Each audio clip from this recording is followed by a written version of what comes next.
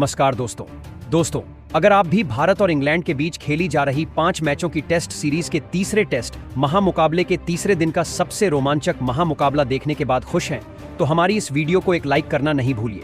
आज के हमारी इस वीडियो का लाइक टारगेट सिर्फ 500 लाइक है, तो दिल से एक लाइक जरूर कीजिए। दोस्तों, दूसरे टेस्ट महामुकाबले के तीसरे दिन आया ऋषभ पंत और केएल राहुल की बल्लेबाजी का ऐसा तूफान कि इंग्लैंड के खिलाफ मचा दिया हड़कंप। फिर इंग्लैंड की वापसी में अंग्रेजों ने उड़ा दिए भारत के विकेट। कमाल की गेंदबाजी करके भारत को बैकफुट पर धकेल दिया और अंत में फिर रविंद्र जडेजा और नीतीश रेड्डी ने भारत की कराई घातक वापसी। तीसरे ही दिन इंग्लैंड के खिलाफ भारत की जीत कर दी तय। जी हां दोस्तों, बिल्कुल सही सुन रहे हैं। जी हां दोस्तों, जहां आपको बता दें, भारतीय टीम इस समय इंग्लैंड दौरे पर है और तीसरे टेस्ट महामुकाबले में लॉर्ड्स के मैदान में भारत और इंग्लैंड की एक दूसरे से टक्कर हुई। इस महामुकाबले में पहले इंग्लैंड के कप्तान बेन स्टोक्स ने टॉस जीता और बल्लेबाजी करते हुए भारत के खिलाफ पहली पारी में 387 रन बनाए और ऑल आउट हो गई। इसके जवाब में उतरी भारतीय टीम ने दूसरे दिन का खेल समाप्त होने तक भारतीय टीम ने 43 ओवर में 145 रन 3 विकेट खोकर बना लिए थे। दोस्तों, अगर अब हम तीसरे दिन के खेल की बात करें, जब मुकाबला शुरू हुआ तो मैदान पर लोकेश राहुल और ऋषभ पंत के रूप में 2 भारतीय बल्लेबाज मौजूद थे। जहां लोकेश राहुल ने नाबाद 113 गेंदों में 53 रन बनाए थे, जबकि ऋषभ पंत 33 गेंदों में 19 रन बनाकर जमे हुए थे।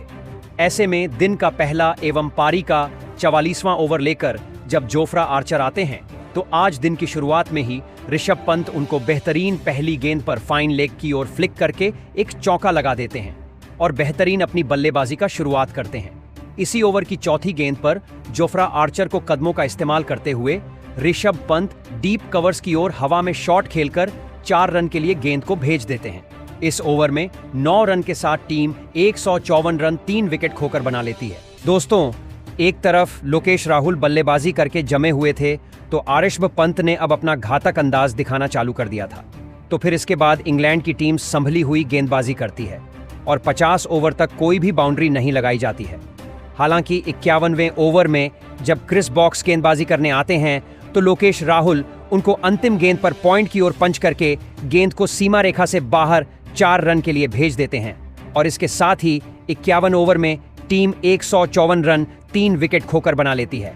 एक तरफ जहां पर लोकेश राहुल शतक की तरफ बढ़ रहे थे, तब ऋषभ पंत भी अपने अर्धशतक के करीब जाने लगे थे। इन दोनों की बल्लेबाजी ने भारतीय टीम के शुरुआती विकेट गिर जाने के बाद आज मुकाबले को संभाल लिया था। ऐसे में जब 52वां ओवर लेकर ब्राइडन कार्स आते हैं, तो लोकेश राहुल उनको चौथी गेंद पर एक शानदार ड्राइव लगाते हैं मिड ऑन की ओर और इसके साथ ही गैप में सीधा 4 रन मिल जाता है और टीम 174 पर पहुंच गई थी। 53वें ओवर में क्रिस बॉक्स को ऋषभ पंत टारगेट करके पहली गेंद पर एक जोरदार शॉट सामने की तरफ शॉट लगाते हैं। गैप में सीधी गेंद सीमा रेखा से बाहर 4 रन के लिए चली जाती है और इसके साथ ही ऋषभ पंत अपने 50 के नजदीक पहुंच गए थे। तो 54वें ओवर में ब्राइडन कार्स को लोकेश राहुल टारगेट करते हैं। सबसे पहले तो चौथी गेंद पर क्रीज में रहकर फ्लिक करके चौका बटोर लेते हैं। तो 5वीं गेंद पर लोकेश राहुल एक खूबसूरत शॉट लगाकर ऑफ स्टंप के बाहर डाली गई गेंद को जगह बनाकर पॉइंट की ओर कट शॉट खेलकर चौके के लिए भेज देते हैं। यही नहीं दोस्तों, इसके बाद अंतिम गेंद पर बैक टू बैक तीसरा चौका उनके बल्ले से निकलता है। बेहतरीन टाइमिंग का इस्तेमाल करते हुए फ्लिक करके बाउंड्री लाइन से बाहर गेंद को भेजा गया। इसके साथ ही अब टीम 3 विकेट खोकर 55 ओवर में 192 रन बना चुकी थी। एक तरफ ऋषभ पंत पर भी जोर था कि वह अपने अर्धशतक को पूरा करें और फिर 55वें ओवर में क्रिस बॉक्स को वह चौथी गेंद पर एक शानदार करारा कट शॉट लगाते हैं और इसके साथ ही वह चौका बटोर लेते हैं। ऐसे में अब ऋषभ पंत अपने 46 रन पर पहुंच गए थे और 55 ओवर में टीम 197 रन पूरे कर चुकी थी और जब ड्रिंक्स का ब्रेक्स होता है, तो 56 ओवर में टीम 197 रन 3 विकेट खोकर पूरे कर लेती है।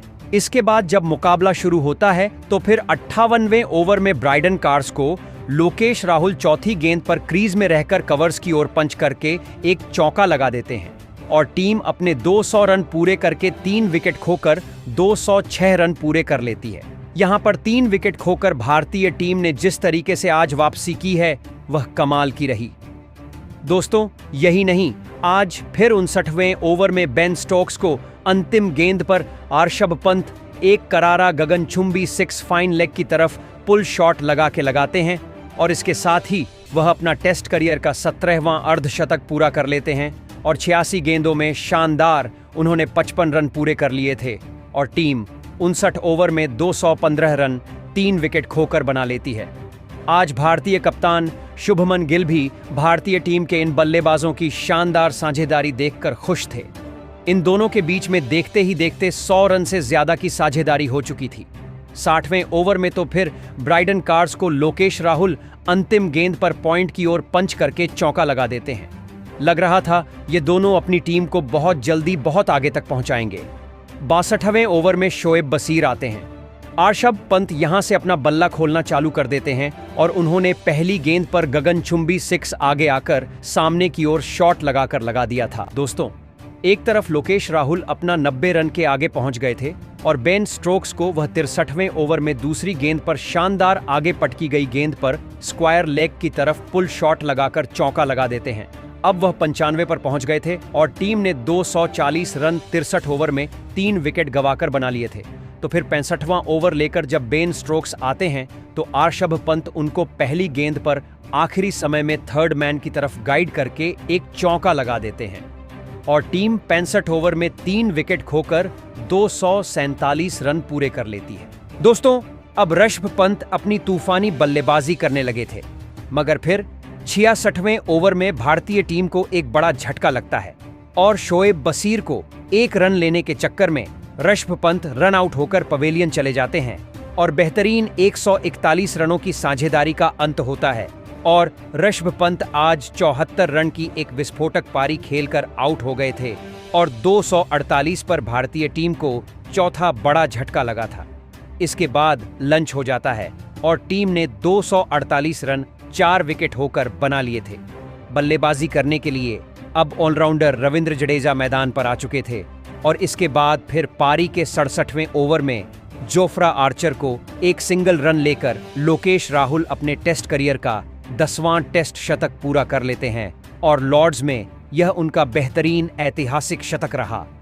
सभी ने उनका बेहतरीन स्वागत किया और भारतीय टीम को एक अच्छे स्कोर तक वह ले जाने लगे थे, मगर फिर 68वें ओवर में शोएब बशीर आकर लोकेश राहुल को पहली गेंद पर स्लिप में कैच आउट कराकर पवेलियन की राह दिखा देते हैं और लोकेश राहुल 100 रन का शतकीय पारी खेलकर आउट हो जाते हैं। 254 पर 5वां बड़ा झटका आज भारतीय टीम को लगता है।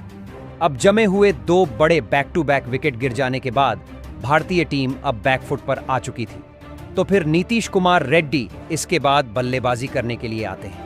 इन दोनों ऑलराउंडर के ऊपर जिम्मेदारी थी कि वह पहली पारी में भारतीय टीम को एक अच्छे स्कोर तक ले जाएं और कहीं ना कहीं इंग्लैंड को बैकफुट पर धकेलें और ऐसे में आज रविंद्र जडेजा और नीतीश कुमार रेड्डी यह करना चालू कर चुके थे।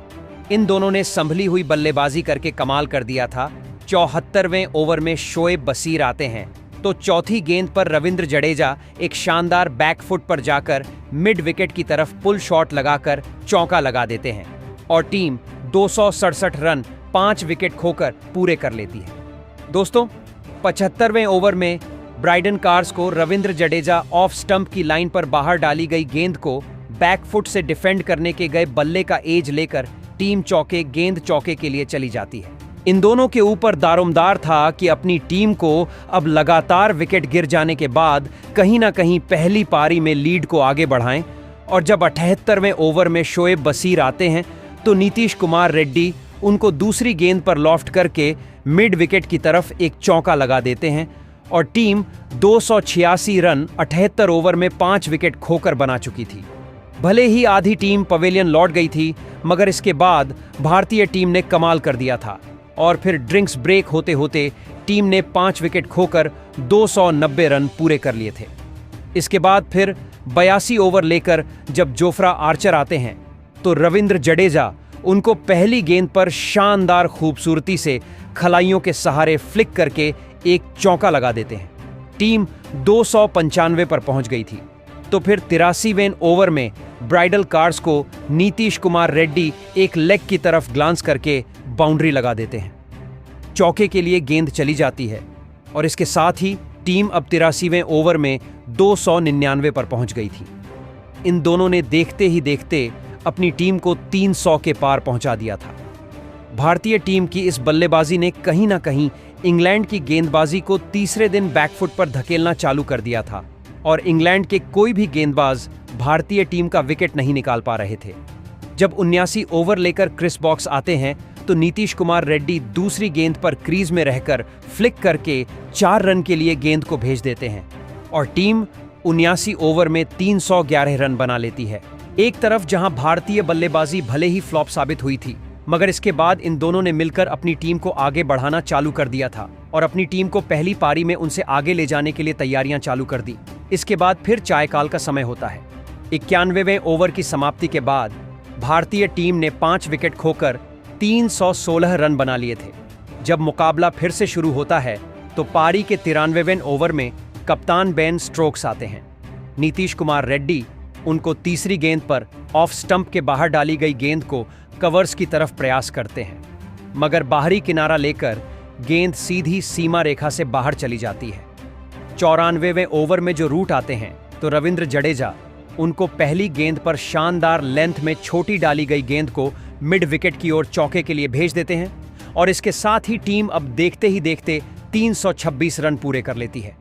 मगर फिर 95वें ओवर में बेन स्टोक्स आकर नीतीश कुमार रेड्डी को कीपर के हाथों कैच आउट कराकर पवेलियन की राह दिखा देते हैं और इस प्रकार 1/67 रन की शानदार साझेदारी का अंत होता है और नीतीश कुमार रेड्डी आज 30 रन की पारी खेलकर पवेलियन चले गए थे। इसके बाद बल्लेबाजी करने के लिए ऑलराउंडर वॉशिंगटन सुंदर मैदान पर आते हैं। अब वॉशिंगटन सुंदर के ऊपर भी जिम्मेदारी थी कि वह अच्छी बल्लेबाजी करके रविंद्र जडेजा का साथ दें। 98वें ओवर में जो रूट आते हैं तो रविंद्र जडेजा उनको चौथी गेंद पर शानदार एक चौका लगाकर अपने टेस्ट करियर का 25वां अर्धशतक पूरा करते हैं और बेहतरीन अपनी टीम को वह फिर से अच्छी लाइन पर ले जाने लगे थे। तो दूसरी तरफ वॉशिंगटन सुंदर भी जमकर उनका साथ दे रहे थे।